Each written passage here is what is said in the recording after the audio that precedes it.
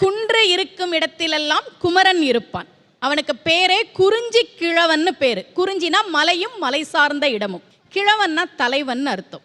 அவன் மட்டும் உயரத்தில் இருப்பவன் அல்ல, தன்னை வணங்குபவர்களுக்கும் உயர்வான வாழ்க்கையை கொடுக்கக்கூடியவன் முருகன். ஏன் அவனை தமிழ் கடவுள்னு சொல்றோம்? இந்த அகரத்துக்கு என்ன சிறப்பு அப்படின்னா, திருவள்ளுவர் சொல்றார், அகர முதல எழுத்தெல்லாம் ஆதி பகவன் முதற்றே உலகு. உலகத்துல உள்ள எல்லா மொழிக்கும் அகரம் முதல் எழுத்துன்னு சொல்றார். இதுல ஒரு சின்ன தப்பு இருக்க மாதிரி இல்ல? இங்கிலீஷ்ல எது முதல் எழுத்து? ஏ.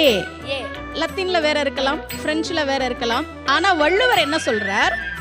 அகர முதல்ல எழுத்தெல்லாம் ஆதி பகவன் முதற்றே தமிழ் கிடையாது, உலகுங்கிற. என்ன காரணம்னா, நீங்க உலகத்துல எந்த மொழியை எழுதினாலும் 4 முறையில தான் எழுத முடியும். சுழியம், அரைப்பிறை, குறுக்கு கோடு, நேர்கோடு. ஏல